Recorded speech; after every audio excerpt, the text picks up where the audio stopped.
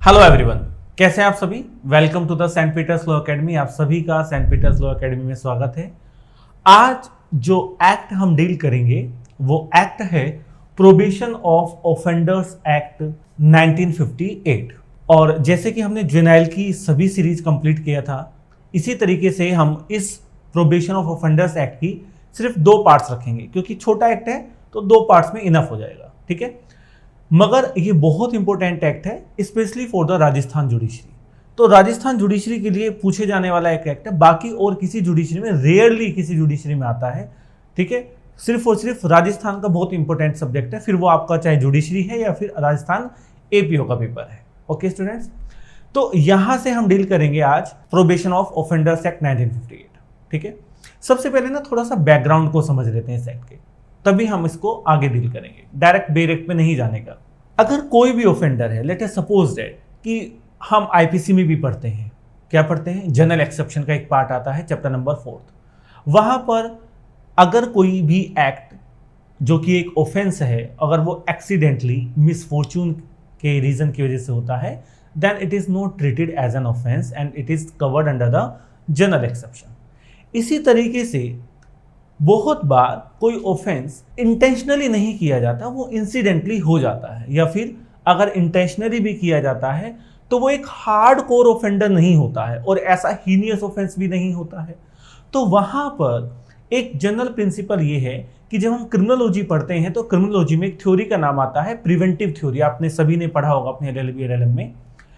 India का जो जूरिस्प्रूडेंशियल aspect है स्पेशली फॉर द क्रिमिनल, वो ये है कि वहां पर प्रिवेंटिव और रिफॉर्मेटिव थ्योरी को अप्लाई करना। ठीक है, स्पेशली रिफॉर्मेटिव थ्योरी।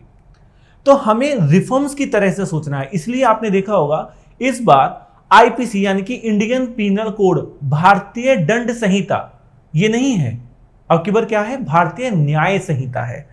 अब क्या बहुत सारे स्टूडेंट कह रहे हैं कि सर नाम ही तो बदल दिया है। नहीं, इसका जूरिस्प्रूडेंशियल एस्पेक्ट भी चेंज हुआ है। जब हम पढ़ते हैं कि भारतीय दंड संहिता, तो वहां पर स्पेशल फोकस किस पर हो रहा है, दंड पर, कि हमें क्या करना है, हमें सामने वाले व्यक्ति को पनिश ही करना है। मगर जहां भारतीय न्याय संहिता, तो वहां पर क्या है, न्याय है। तो यानी कि it show a reformative theory. जब हम दंड की बात करते हैं तो वहां पर हम रेट्रिब्यूटिव थ्योरी की बात कर रहे हैं एक तरीके से, कि उसको दंड ही देना है। मगर वहीं जब हम न्याय की बात कर रहे हैं तो वहां पर हम रिफॉर्मेटिव थ्योरी की कहीं ना कहीं बात कर रहे हैं। न्याय देना हमेशा दंड देना जैसा नहीं है कि दंड देंगे तो ही न्याय होगा। न्याय का बहुत ही वाइडर स्कोप है, बहुत ज्यादा जस्टिस का। तो इसीलिए अगर मैं आपको इसी कंटेक्स्ट में इसको समझाऊं तो इसमें आपको आसानी होगी।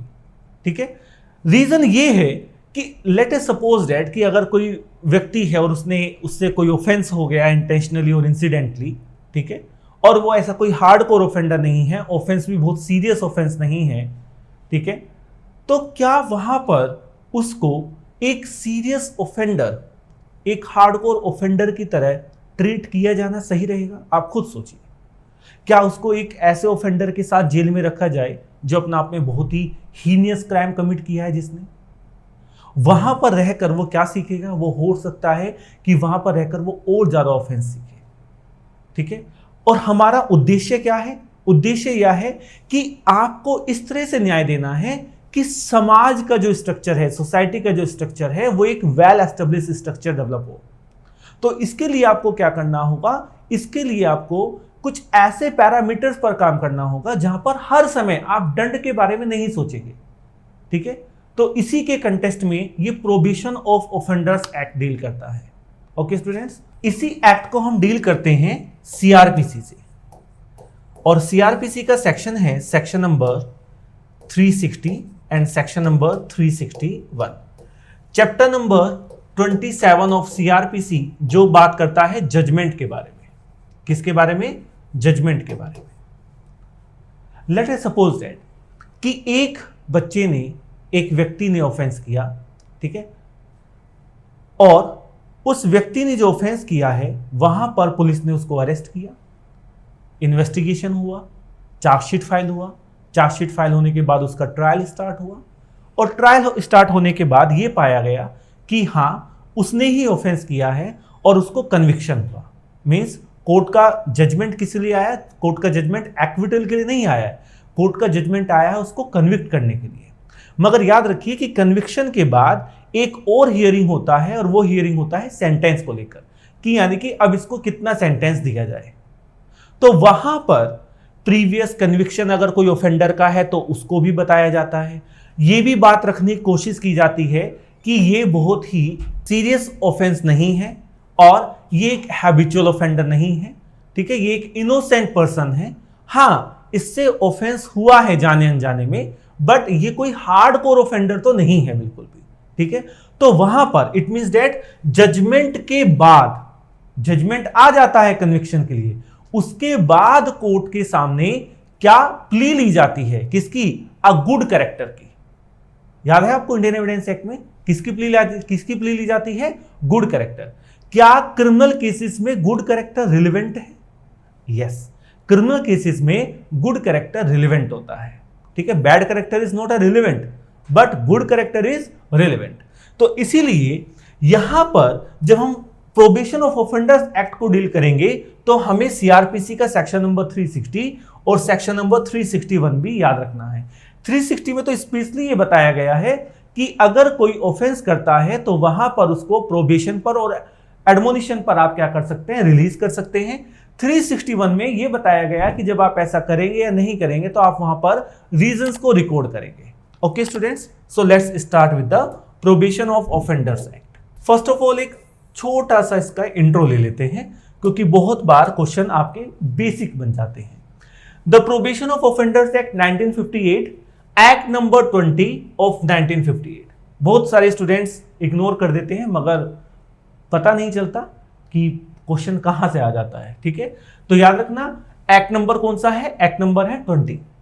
इनेक्टेड डेट क्या है, इनेक्टेड डेट है 16 मई 1958, 16 मई 1958। एनफोर्समेंट डेट क्या है, याद रखना इसकी कोई एनफोर्समेंट डेट नहीं है। क्यों नहीं है, बिकॉज डिफरेंट डेट्स में be for the different state. जैसे जैसे स्टेट इसको अपने टेरिटरी में एनफोर्स करना स्टार्ट करेगा, वही डेट इसकी क्या बनती चली जाएंगी, एनफोर्समेंट डेट बनती चली जाएंगी। याद रखना इसकी इनेक्टेड डेट मेंशन है बेयर एक्ट में, एनफोर्समेंट डेट मेंशन नहीं है, ठीक है। इसकी कोई एक सिंगल डेट एनफोर्समेंट डेट नहीं है। टोटल सेक्शन कितने हैं, total sections are 19। Okay students, preamble very important. An act to provide for the release of offenders on probation or after due admonition। तो ऑफेंडर को रिलीज किया जा रहा है किस पर, प्रोबेशन पर और आफ्टर ड्यू एडमोनिशन। तो दोनों वर्ड को याद रखना, प्रोबेशन और एडमोनिशन। जब हम एक्ट को पढ़ते हैं तो हमें ऐसा लगता है कि यहां पर सिर्फ और सिर्फ प्रोबेशन की बात की गई है, ठीक है। मगर याद रखना प्रोबेशन ऑफ ऑफेंडर्स एक्ट 1958 सिर्फ प्रोबेशन की बात नहीं करता है, वो साथ के साथ एडमोनिशन की भी बात करता है, ठीक है। अब आपने इस पूरी प्रेम्बल को पढ़ा, और अगर मैं आपको कहूं कि आप इसको कनेक्ट कीजिए किसी सेक्शन से डायरेक्ट, तो याद रखना वो सेक्शन है आपका सेक्शन नंबर 360 सीआरपीसी। जब आप सेक्शन नंबर 360 को पढ़ेंगे तो आपको बिल्कुल ऐसा लगेगा कि आप क्या पढ़ रहे हैं, आप प्रोबेशन ऑफ ऑफेंडर्स एक्ट की प्रेम्बल को पढ़ रहे हैं, ठीक है। दोनों का जो सेंस है वो बिल्कुल सेम सेंस है, सेक्शन नंबर 360 सीआरपीसी और प्रोबेशन ऑफ ऑफेंडर्स एक्ट की प्रेम्बल का। ओके स्टूडेंट्स, चलिए short title section number 1, short title extend and commitment. So probation of offenders act 1958 extend to whole of India and came into force in a state on such date state government may by notify in the official gazette। जब official gazette में state government notify करेगी वही इसकी क्या मानी जाएगी, enforcement date मानी जाएगी। ऐसी कोई स्पेसिफिकली एनफोर्समेंट डेट मेंशन नहीं है। ओके, डिफरेंट डेट्स में be appointed for the different part of the state. याद रखना ये पूरे इंडिया में एनफोर्सेबल है, ठीक है। Section number 2, definition. So let's start with the definition. First definition है probation officer. Probation officer is defined under section number 2 clause b. Very important definition, याद रखना इसको, क्लोज से याद रखना कि जो प्रोबेशन ऑफिसर है उसको डिफाइन किया गया है सेक्शन नंबर 2 क्लोज बी के अंदर। एन ऑफिसर अपॉइंटेड और recognised as a probation officer under section number 13। तो यहां पर बहुत ही नैरोवर डिफाइन किया गया है, ठीक है। तो प्रोबेशन ऑफिसर कौन है? जिसको अपॉइंट किया गया है या रिकॉग्नाइज्ड किया गया है as a probation officer under section number 13। It means that हमें पूरा सेक्शन नंबर 13 को यहां पर देखना होगा, ठीक है। जब हम सेक्शन नंबर 13 पढ़ेंगे तब हम दोबारा से इसको डील करेंगे। Next definition is words and expression, section number 2 clause D.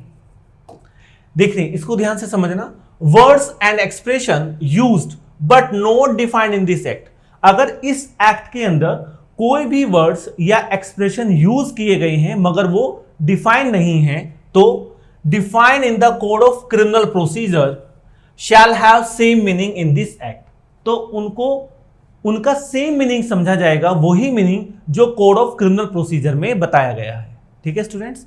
Now next section is power of court to release certain offenders after admonition. याद रखना जो सेक्शन नंबर 3 है वो एडमोनिशन से रिलेटेड है और जो सेक्शन नंबर 4 है वो प्रोबेशन से रिलेटेड है, ठीक है। देखिए एडमोनिशन क्या होता है, पहले इसको आप साधारण भाषा में समझने की कोशिश करिए कि एडमोनिशन क्या है। जनरली एडमोनिशन का मतलब क्या होता है, हिंदी में कहा गया है इसको भर्त्सना करना। इट मींस दैट आप इसको जनरल मीनिंग में ऐसा समझिए कि इसको क्रिटिसाइज करना, ठीक है। लेट इट सपोज दैट कि अगर किसी ने ऑफेंस किया, किसी ने बहुत ही एक मामूली सी चोरी की है, तो वहां पर क्या उसको एक हार्डकोर ऑफेंडर की तरह ट्रीट किया जाए, ठीक है? जनरली नहीं।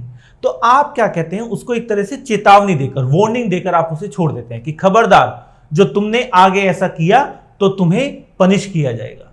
तो इसको कहते हैं आफ्टर ड्यू एडमोनिशन। उसको क्या करना, उसने जो किया है उसके एक्ट की निंदा करना। एक जनरल टर्म है और हिंदी का निंदा करना। तो आप क्या कहते हैं, वहां पर उसको निंदा कर कर, उसको एडमोनिशन कर कर आप उसको क्या कर देते हैं, रिलीज कर देते हैं। यहां पर एक बात और ध्यान से समझना कि यहां पर जो वर्ड यूज हुआ है वो रिलीज वर्ड यूज हुआ है, वेरी इंपॉर्टेंट। जब भी आप एडमोनिशन पर किसी को छोड़ते हैं तो वहां पर वो व्यक्ति, वहां पर वो पर्सन क्या होता है, रिलीज होता है। रिलीज यानी कि अब उसके ऊपर कोई लायबिलिटी नहीं है। प्रोबेशन में ऐसा नहीं है, याद रखना। ऐसा किसमें है, ऐसा एडमोनिशन में है। एडमोनिशन में क्या हो जाता है, वो पर्सन रिलीज हो जाता है। ठीक है स्टूडेंट्स, चलिए एनी पर्सन, बहुत इंपॉर्टेंट है ये first close. Any person is found guilty of committed an offence punished under section number 379, 380, 381, 404, 420 of the IPC। ये 5 सेक्शन हैं और ये 5 सेक्शन अपने टिप पर रखना बिल्कुल। प्री में क्वेश्चन बन सकता है, वो आपको ऑप्शन में एक ऐसा सेक्शन नंबर देगा जो ये नहीं है, जो यहां पर अवेलेबल नहीं है। तो याद रखना section number 379, section number 380, 381, 404 and section number 420। अगर ये वाले ऑफेंस जो इस वाले सेक्शन में मेंशन किए गए हैं, अगर कोई भी पर्सन कमिट करता है, any offence punishable with imprisonment for not more than 2 years और फाइन और बोथ अंडर आईपीसी और एनी अदर लॉ। या तो कोई भी पर्सन कौन से ऑफेंस करता है, सेक्शन 379, 380, 381, 404 और 420, या तो इन 5 ऑफेंस करता है, या फिर कोई ऐसा ऑफेंस करता है जिसकी पनिशमेंट 2 साल या 2 साल से कम है। No previous conviction is proved against him, और उसके अगेंस्ट कोई प्रीवियस कन्विक्शन प्रूव्ड भी नहीं है। बात समझना, 3 कंडीशन है यहां पर। पहला पॉइंट क्या है कि ऐसा पर्सन जो किस सेक्शन में ऑफेंस करता है, section number 379, section number 380, 381, 404 and section number 420, पहली कंडीशन।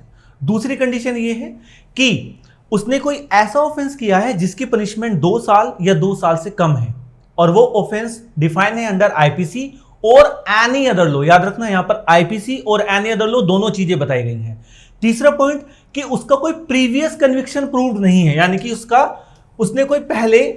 उसको पहले कोई प्रीवियस कन्विक्शन नहीं हो चुका है। ठीक है, 3 कंडीशन पे। ठीक है, नेक्स्ट स्टार्ट।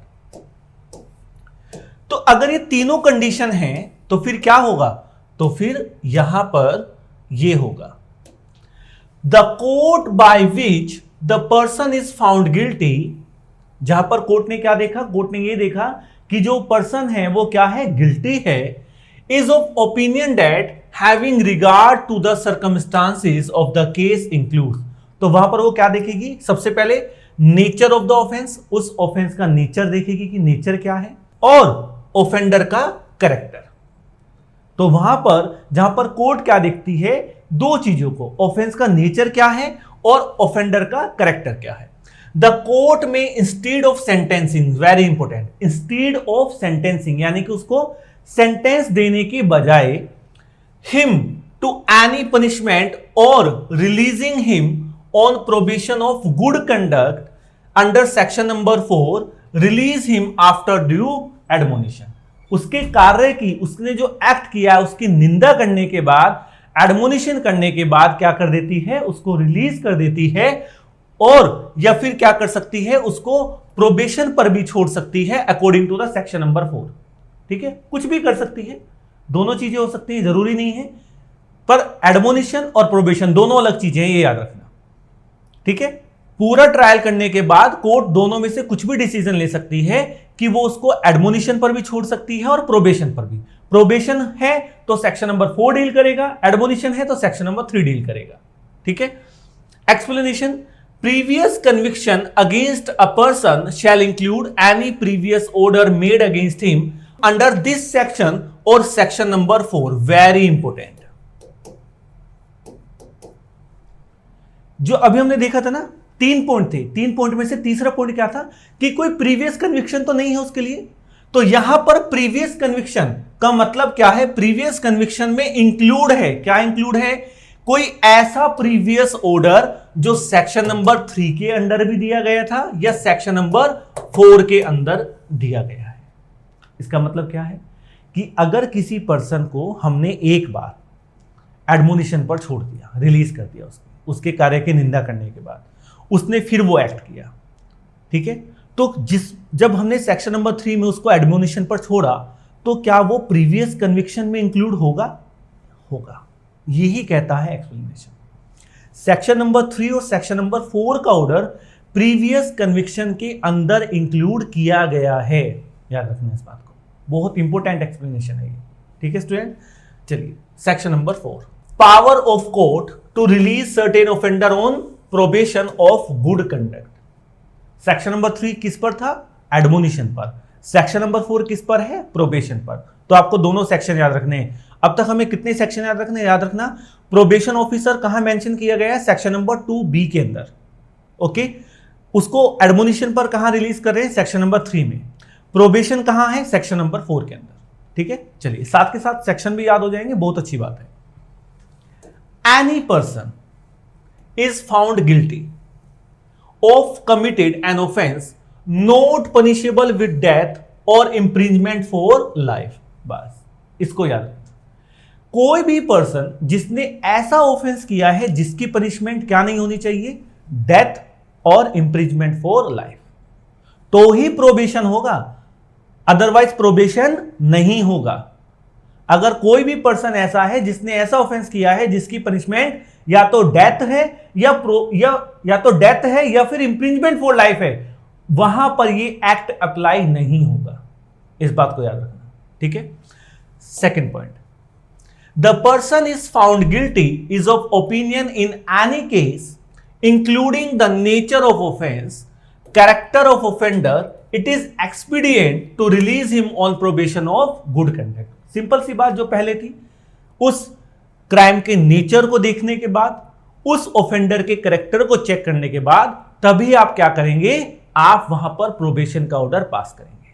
ठीक है, द कोर्ट में इंस्टेड ऑफ सेंटेंसिंग, सेम जैसा पहले था, सेंटेंस देने के बजाय him at once for any punishment ही रिलीज्ड और entering into a bond with और विदाउट श्योरिटीज।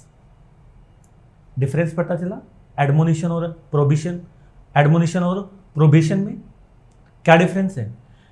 यहां पर भी रिलीज है, वहां पर भी रिलीज था। यहां पर एंटरिंग है, किसमें एंटरिंग है? इनटू अ बॉन्ड, उससे बॉन्ड भरवाया जाएगा। याद रखना, एडमोनिशन में बॉन्ड नहीं होता है, किसमें होता है बॉन्ड? बॉन्ड होगा प्रोबेशन में।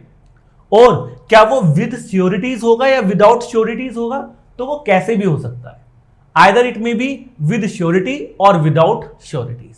तो इस पॉइंट को याद रखना, इंपॉर्टेंट पॉइंट है प्री के लिए। यही क्वेश्चन बनेंगे प्रोबेशन में, 2-3 क्वेश्चन आते हैं, इससे ज्यादा क्वेश्चन आते भी नहीं। ठीक है, to appear and receive sentence called during such period not exceeding 3 year. और ऐसा जो पीरियड होगा to appear and receive sentence called during such period not exceeding 3 years, ऐसा जो पीरियड होगा बॉन्ड का वो 3 साल से ज्यादा का नहीं होगा। कोर्ट में direct in the meantime to keep the peace and be of good behaviour. Court का क्या मानना होगा कि आप क्या रहेंगे इस समय में जब आपको रिलीज किया जाएगा, ठीक है, तो आप कीप द पीस, आप शांति बनाए रखेंगे और आप अपने गुड बिहेवियर, एक गुड कैरेक्टर में रहेंगे। इसलिए तो ताकि आप समाज के साथ घुल मिल सकें। हम आपको जेल में नहीं डाल रहे ना, हमें पता है आपका कैरेक्टर अच्छा है, ये इंसिडेंटली एक्सीडेंटली जैसे भी हुआ है आपसे ऑफेंस जाने अनजाने में, ठीक है, तो इसीलिए कोर्ट क्या करता है, समाज में आप बने रहें तो वहां पर आपको बॉन्ड पर या तो विद श्योरिटीज या विदाउट श्योरिटीज क्या कराता है, रिलीज कर देता है। ठीक है, यहां पर जरा एक ध्यान देना प्रोवाइजो में, the court shall not direct to release an offender unless the court is satisfied that the offender or his sureties has a fixed place. कैसा place? Fixed place or regular occupation which the court exercise jurisdiction. Court यहां पर तब तक उसको release नहीं करेगा probation पर जब तक कोर्ट ये सेटिस्फाई नहीं हो जाता है कि या तो ऑफेंडर या फिर जिसने उसको श्योरिटी किया है वो दोनों क्या है, किसी फिक्स प्लेस पर रहते हैं और उनका कोई यहां पर रेगुलर ऑक्यूपेशन है। तो जब तक कोर्ट इस बारे में सेटिस्फाई नहीं हो जाता है तब तक वो उनको रिलीज नहीं करेगा प्रोबेशन पर। इस बात को याद रखना। देखिए, भल प्रोबेशन से 2 या 3 क्वेश्चन आते हैं, मगर राजस्थान जुडिशरी में ना 70 क्वेश्चंस आएंगे आपके लोग के। राजस्थान जुडिशरी में बहुत इंपॉर्टेंट हो जाएंगे वो 2-2, 3-3 नंबर। एक एक नंबर से बहुत बच्चे बाहर हो जाते हैं प्री की मेरिट में। तो इसलिए किसी भी एक्ट को, मेजर तो आपको बहुत अच्छा करना ही है, किसी भी माइनर एक्ट को लाइटली मत लेना। मैं आपको फिर वार्न कर रहा हूं जो अपनी अच्छी तरीके से राजस्थान को पढ़ रहे हैं। ठीक है, next close number 2, very very important. Before making any order, किसी भी ऑर्डर को पास करने से पहले court shell taken the consideration the report of probation officer. Court क्या करेगा, प्रोबेशन ऑफिसर क्या करता है, रिपोर्ट तैयार करता है, आगे हम पढ़ेंगे इस बात को। तो वहां पर जो रिपोर्ट तैयार की है किसने, प्रोबेशन ऑफिसर ने, उसको भी कंसीडर करता है कोर्ट। कोई भी ऑर्डर देने से पहले वो जनरली उसके सोशल स्टेटस के बारे में बताता है। कौन? Probation officer. किसके सोशल स्टेटस के बारे में? ऑफेंडर के सोशल स्टेटस के बारे में। Third, that in the interest of offender and of the public, very important, offender के इंटरेस्ट के लिए या पब्लिक के इंटरेस्ट के लिए it is expedient so to do in addition pass a supervision order. यहां पर वो उसको प्रोबेशन पर तो रिलीज करेगा कोर्ट, मगर साथ की साथ में एडिशन, याद रखना क्या है, एडिशन यूज वर्ड हुआ है। देखिए, बेयर एक्ट को ना एक एक पॉइंट को बहुत ध्यान से समझना होता है। ऐसे नहीं कि मैं हमेशा स्टूडेंट को कहता हूं कि जितने भी माइनर लॉज हैं सिर्फ और सिर्फ बेयर एक्ट के हैं, हर एक पॉइंट को टच करते हुए चलिए, और कुछ नहीं है माइनर लॉज में। एक कहानी की तरह नहीं पढ़ना होता है, आप समझ लीजिए कहानी की तरह, मगर बेयर एक्ट में जब वो प्री से क्वेश्चन बनाता है ना तो आपको वो कहां फंसा देता है आपको भी नहीं पता चलेगा। ठीक है, तो याद रखना यहां पर एडिशन वर्ड यूज हुआ है। ठीक है, आप कोई भी आप प्रोबेशन का ऑर्डर रिलीज कर रहे हैं, ठीक है, आप करिए उसको प्रोबेशन पर रिलीज, मगर उसके साथ ही साथ वो और क्या ऑर्डर पास कर सकता है, supervision order, very important. Probation का ऑर्डर पास हुआ कि हम इसको क्या कर रहे हैं, प्रोबेशन पर रिलीज कर रहे हैं इसके गुड बिहेवियर की वजह से। ठीक है जी, साथ में और कोई ऑर्डर पास हो सकता है क्या? बिल्कुल हो सकता है। कौन सा ऑर्डर पास होगा? सर, सुपरविजन ऑर्डर पास होगा। तो क्या है ये सुपरविजन ऑर्डर? देखिए, प्री में पूछा गया क्वेश्चन है सुपरविजन ऑर्डर कहां मेंशन है, तो याद रखना क्लोज नंबर 3 में मेंशन है, सेक्शन नंबर 4 के। Directing that offender shall remain under supervision of probation officer named in order not being less than 1 year. किसके सुपरविजन में रहेगा ऑफेंडर? प्रोबेशन ऑफिसर के सुपरविजन में रहेगा, और जिसकी अवधि, जिसका पीरियड 1 साल से कम नहीं होगा। Not being less than 1 year. Impose such conditions as deems necessary for the due supervision. और जब वो सुपरविजन के लिए सुपरविजन ऑर्डर पास कर रही है कोर्ट, तो वहां पर उस ऑफेंडर पर कुछ कंडीशन भी इंपोज की जा सकती है। तो सर वो कंडीशन क्या है? तो वो कंडीशन है आपकी इधर देखिए एक बार, वहां पर impose some condition specified in such order with respect to intoxication, residence or any other matter as the court may think fit. उसके इंटॉक्सिकेट कि आप कोई भी इंटॉक्सिकेशन नहीं लेंगे किसी तरह का, ठीक है, उसके रेजिडेंस को लेकर कि आप घर से ज्यादा दूर नहीं जाएंगे, अगर आप जाएंगे आउट ऑफ द टाउन जाएंगे तो आप इन्फॉर्म करेंगे। तो इस तरह की कुछ कंडीशन मेंशन कर दी जाती हैं तो ही आपको रिलीज किया जाता है।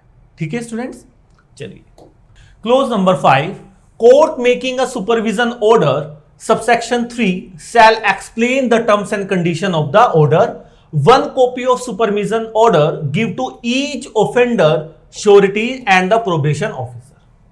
जितने भी श्योरिटीज हैं ऑफेंडर के, उन सबके पास कॉपी जाएगी और प्रोबेशन ऑफिसर के पास। कौन सी कॉपी है ये वो कॉपी है सुपरविजन ऑर्डर की कॉपी जो क्लोज नंबर 3 में कोर्ट ने पास किया था। तो याद रखना सेक्शन नंबर 4 के अंदर प्रोबेशन का तो ऑर्डर पास हो ही रहा है, ठीक है, on the basis of the good behaviour. साथ ही साथ में क्लोज नंबर 3 में एक सुपरविजन का ऑर्डर भी पास हो रहा है और वो एडिशन में है, इतना भी याद रखना, ठीक है। Next section, section number 5, power of court to require released offender to pay compensation and cost. क्या यहां पर जब वो सेक्शन नंबर 3 और सेक्शन नंबर 4 का ऑर्डर पास कर रही है कोर्ट, यानी कि आफ्टर द ड्यू एडमोनिशन और अ रिलीज ऑन प्रोबेशन, तो क्या वहां पर उस समय वो कंपनसेशन का ऑर्डर या फिर कोई कॉस्ट का ऑर्डर भी पास कर सकती है? बिल्कुल कर सकती है। कौन सा सेक्शन है? सेक्शन नंबर 5, याद रखना, ठीक है। तो वो क्या कर सकती है जब सेक्शन नंबर 3 और सेक्शन नंबर 4 का ऑर्डर पास कर रही है? Compensation as the court think reasonable for any loss or injury, caused to any person by commission and be cost of the proceeding, जो भी प्रोसीडिंग की कॉस्ट हुई है उसका order. Okay, clause number 2 very important for pre, amount paid under subsection 1, जो भी amount paid किया जा रहा है सबसेक्शन 1 के अंदर, फिर वो चाहे कंपनसेशन के रूप में है या फिर वो कॉस्ट के रूप में है, may be recovered as fine. Very important पूछा गया क्वेश्चन है राजस्थान जुडिशरी में।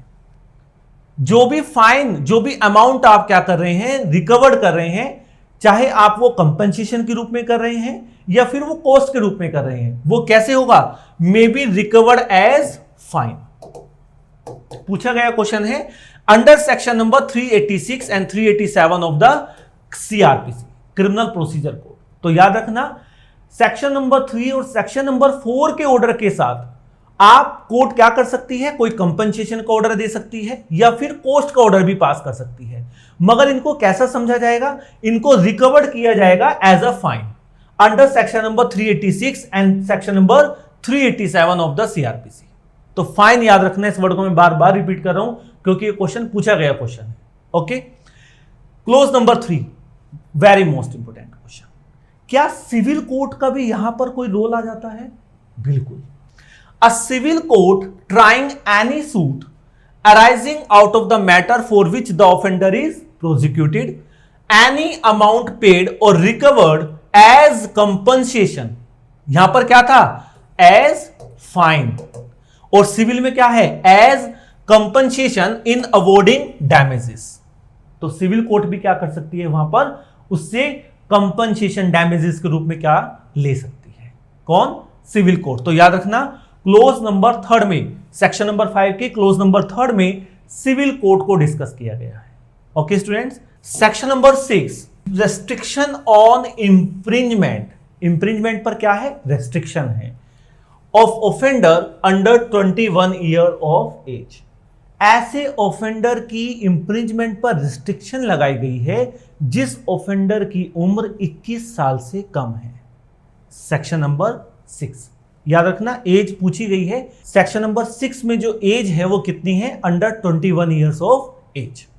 Any person under 21 years of age is found guilty. अगर कोई भी जो जिसकी उम्र 21 साल से कम है और वो गिल्टी है किसी ऑफेंस के लिए, punishable with imprisonment but not imprisonment for life. पर याद रखना वो इंप्रिंजमेंट फॉर लाइफ या डेथ इंप्रिंजमेंट के लिए गिल्टी नहीं होना चाहिए। The court by which the person is found guilty shall not sentence him to imprisonment unless the court is satisfied the nature of the offence और the character of the offender. ये वही बात है कि यहां पर जो भी वो इम्प्रिजमेंट दे रही है, वो इम्प्रिजमेंट देने से पहले वो क्या करेगी, उस ऑफेंस के नेचर को और उस ऑफेंडर के कैरेक्टर को क्या करेगी, चेक करेगी। It would not be desirable to deal with him section number 3 and section number 4। अगर वो ये चाहती है कि उसको डील नहीं करना चाहती है वो सेक्शन नंबर 3 या सेक्शन नंबर 4 के अंदर, the court passes any sentence of imprisonment on the offender, it shall record the reason. वहां पर उस रीजंस को रिकॉर्ड करेगी।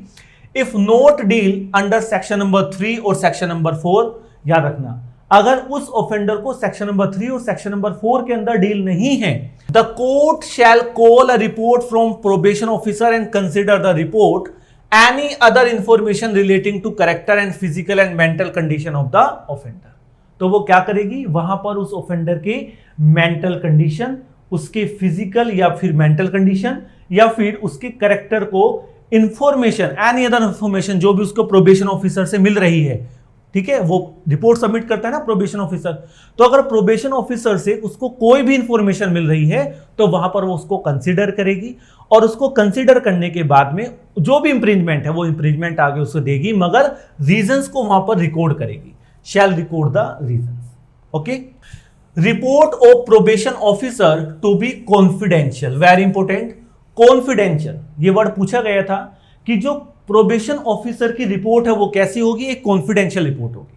ठीक है, तो बस इसमें इतना ही पूछा जाता है, आपको ज्यादा करने की इसमें जरूरत नहीं है सेक्शन नंबर 6 में। ठीक है, बस इतना याद रखना कि जो भी प्रोबेशन ऑफिसर रिपोर्ट देता है अपनी, किसको देता है, कोर्ट को देता है। ठीक है, किसके बारे में, ऑफेंडर के फिजिकल मेंटल कंडीशन के बारे में, उसके कैरेक्टर के बारे में, तो वो रिपोर्ट क्या होती है, एक कॉन्फिडेंशियल रिपोर्ट होती है, एक पब्लिक रिपोर्ट नहीं होती है। ओके स्टूडेंट, तो ये था हमारा प्रोबेशन ऑफ ऑफेंडर्स एक्ट का पहला पार्ट। इसका सिर्फ और सिर्फ 2 पार्ट रहेंगे, तो हम अगली वीडियो में इसको वाइंड अप करेंगे। ओके स्टूडेंट्स, तो आप एक बार इसका रिवीजन कर लीजिए और मिलते हैं हम अपनी नेक्स्ट वीडियो में। Thank you everyone.